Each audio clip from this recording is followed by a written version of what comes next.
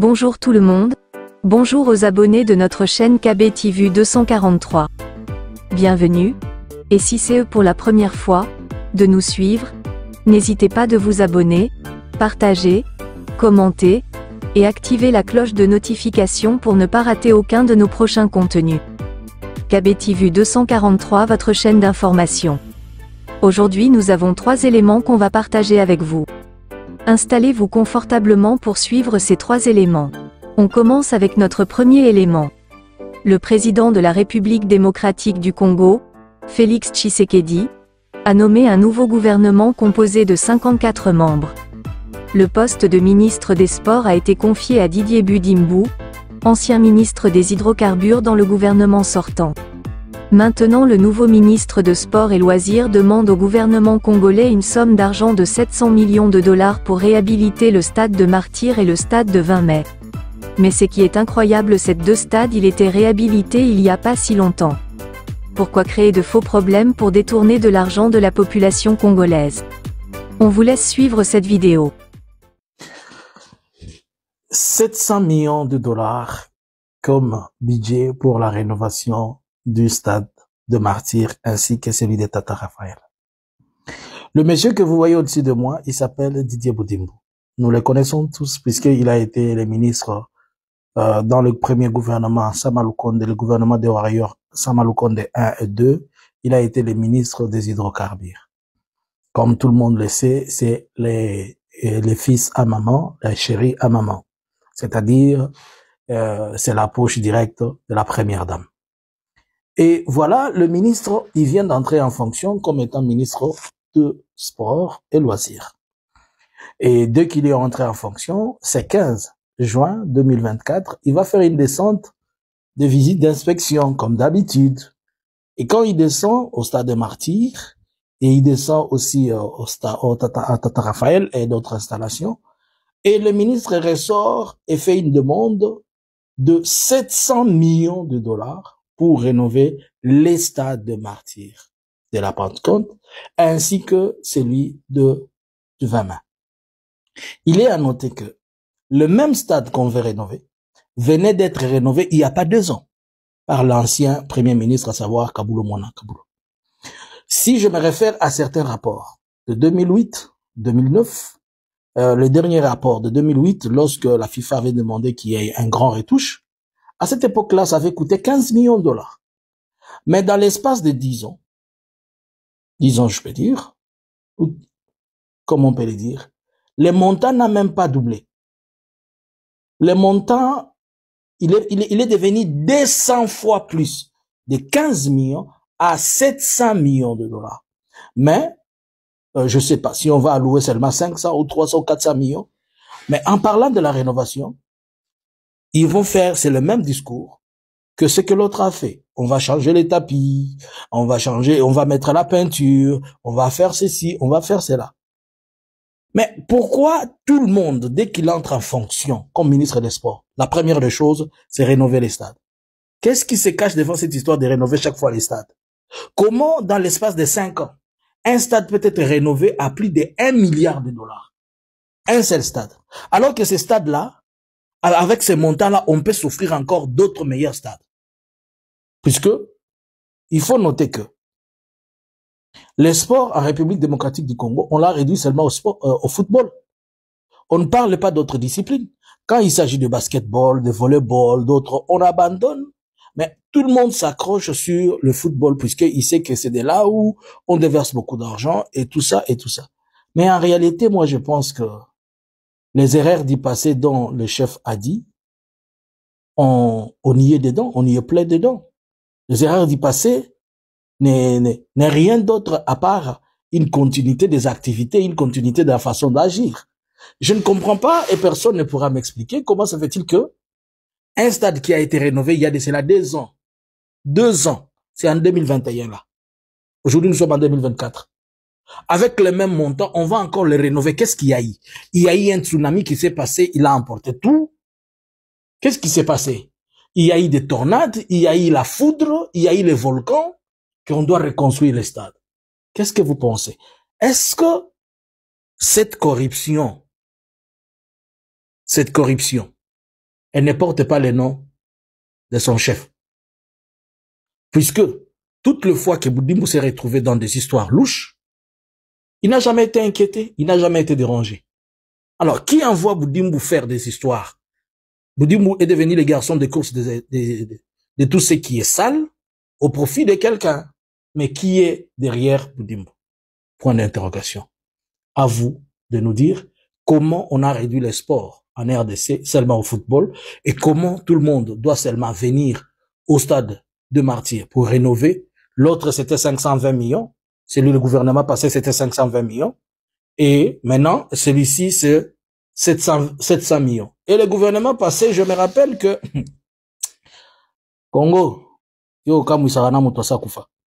lorsqu'on a posé la question à l'ancien premier ministre Kaboulo sur son bilan, il dit qu'il a organisé les concerts de Ferré. Il a dit qu'à son actif, il faut aussi mettre les concerts de Ferré comme étant les réalisations du ministère des Sports et Loisirs. Il dit aussi qu'ils ont organisé la francophonie. C'est aussi à mettre à l'actif du ministère. Maintenant, l'actuel, à son actif, on va mettre quoi? Sur les 700 millions. La rénovation. Et la rénovation que Kaboulo avait fait. Elle est où? L'argent, elle est partie où? Qu'est-ce qui a été fait? Et celle-ci, l'argent fera quoi par rapport à ce qui s'est fait il y a de cela 2 ans? À vous, le clavier. C'est pour vous, votre analyste. J'attends vos commentaires. Partagez la vidéo. Je vous pose la question. Qui est derrière cette machine de corruption qu'on est en train de voir là? Qui est derrière cette grande machine de corruption? Qui est derrière la machine? Puisque nous savons que c'est le fils à maman. Est-ce que c'est maman? Est-ce que c'est papa? Entre les deux. Merci, vous venez de suivre le premier élément d'aujourd'hui. Maintenant on continue notre vidéo avec deuxième élément. Le nouveau ministre de la Justice Constant Mutamba rend visite aux prisonniers aux prisons de Makala dont le prisonnier souffre par de différents problèmes sanitaires. On vous laisse suivre cette vidéo, on se retrouve tout juste après.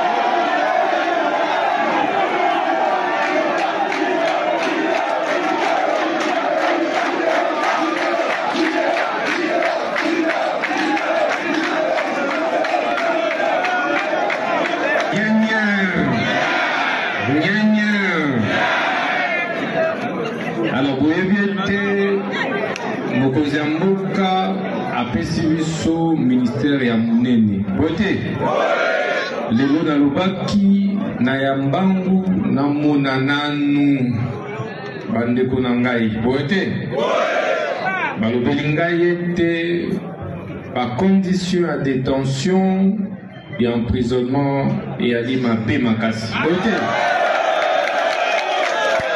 na boende na sengi na biso nyonso pour observer 1 minute de silence pour la bandeko bakokufa pour la condition difficile. Merci.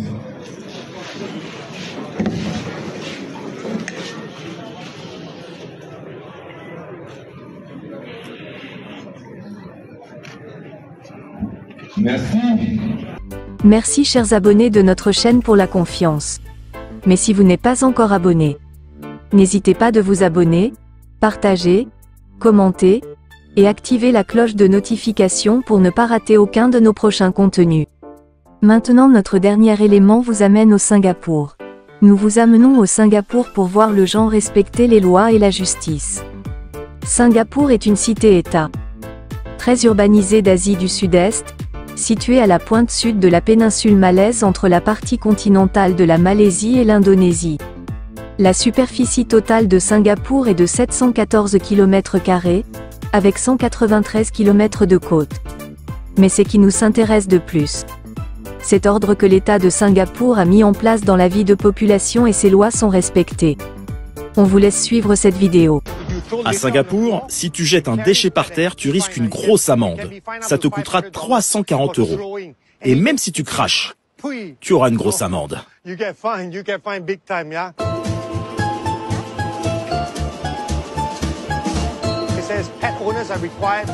Tu dois aussi tenir ton chien en laisse. C'est la loi. Sinon, regarde. Ta-da-da.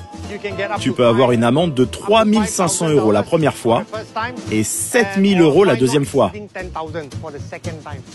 Ah, ça rigole pas, hein? À Singapour, tu fais pas le malin. Tout ce qui peut déranger son voisin est proscrit. Sauf dans des rectangles entourés de jaune. Et si tu te fais attraper avec une cigarette électronique, c'est 7 000 €. C'est interdit d'en importer et c'est interdit d'en fumer. Même le chewing-gum est interdit ici. Tu vois là-haut? Ce sont des appartements qui appartiennent à l'État. 85% des Singapouriens y habitent. Et il y a beaucoup de règles que tu dois suivre à la lettre. Par exemple, tu as le droit d'avoir un chien, mais tu n'as pas le droit d'avoir un chat. C'est interdit par la loi. Tu n'as pas le droit de marcher tout nu, même chez toi. Si un voisin te voit et te dénonce, tu peux avoir une amende de 1 500 € et 3 mois de prison. C'est considéré comme un attentat à la pudeur. Bon, je vois que vous avez suivi tous les vidéos d'aujourd'hui. Maintenant, si vous n'êtes pas encore abonné sur notre chaîne, veuillez vous abonner et appuyer la cloche de notification pour ne pas manquer aucun de nos vidéos. Nous saluons en passant notre directeur depuis France dans la ville de Nice, Boss Philoté Ali Massi. On vous dit au revoir, on se retrouve à très bientôt pour le prochain numéro.